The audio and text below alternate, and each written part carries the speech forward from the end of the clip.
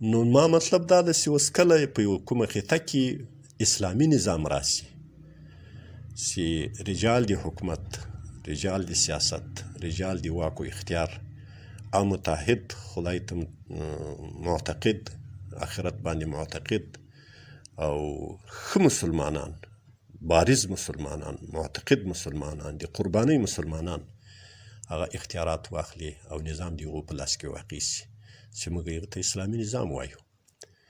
د هغو ذمهواري څه جوړېږي؟ اصل هدف دغه ځای ده.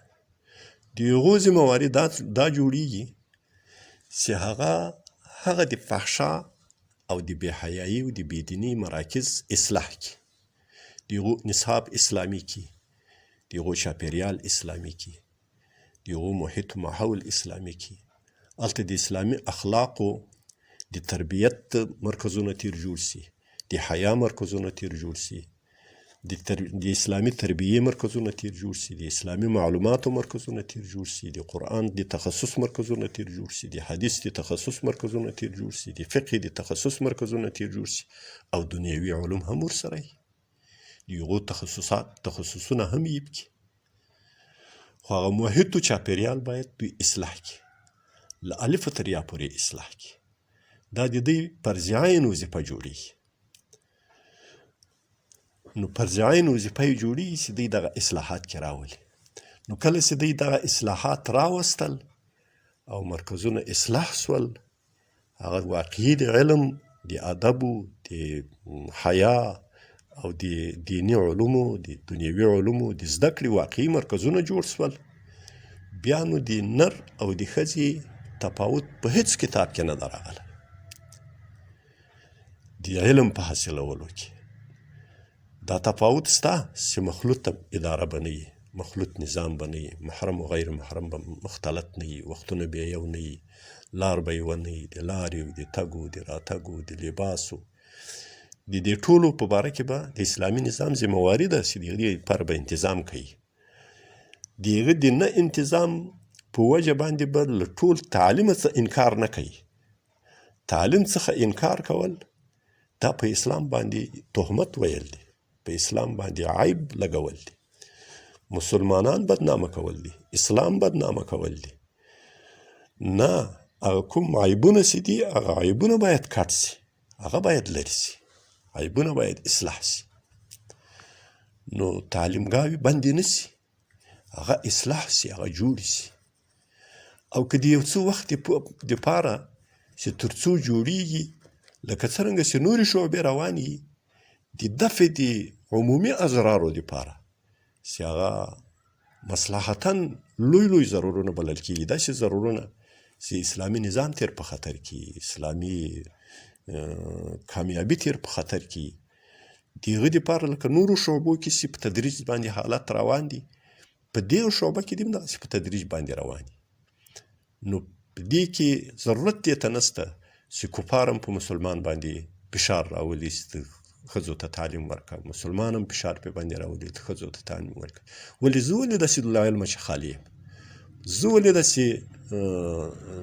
داسې عمل کوم چې د هغه په واسطه باندې اسلام بدنامه کېږي، مسلمان بدنامه کېږي او د اسلام تعلیمات بدنامه کېږي؟ د اسلام تعلیم کې دغه څه نشته.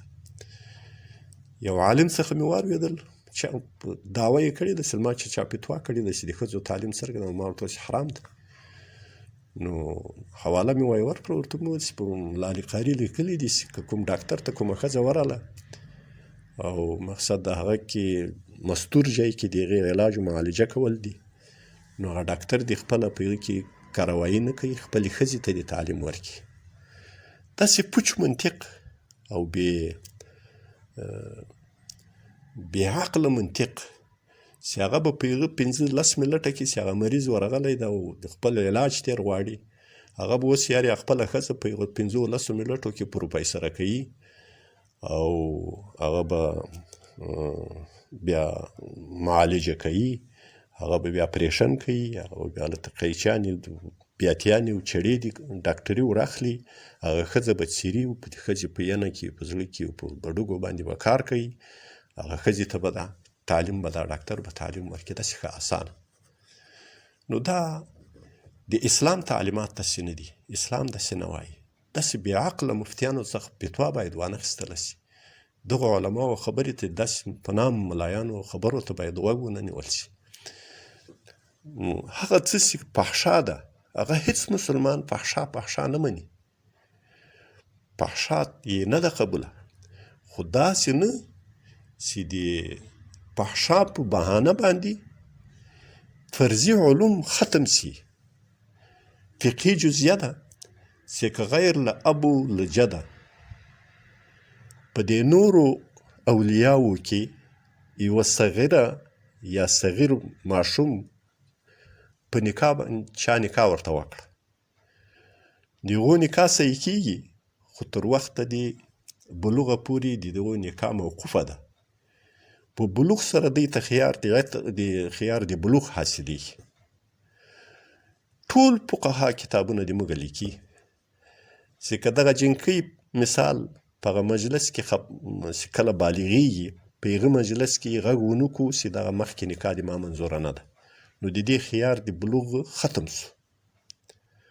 او که دا بیا قاضي ته عذر پېښوي چې ما ته خو دغه جزیه معلومه نه وه، ما ته خو د دې علم نه و، نو د موږ ټول فقها وایي چې د دې دغه عذر غیر قبول ده، غیر موجه ده. په دې وجه باندې چې دا خو مؤمنه ده، مسلمانه ده، په مسلمان کور کې اوسېدلې، په مسلمان ملک کې اوسېدلې ده، په دارالاسلام کې اوسېدلې ده. دا د دین و د علم د زده کړې دپاره فارغه وه، او دا خو په محیط و ماحول د علم کې وه.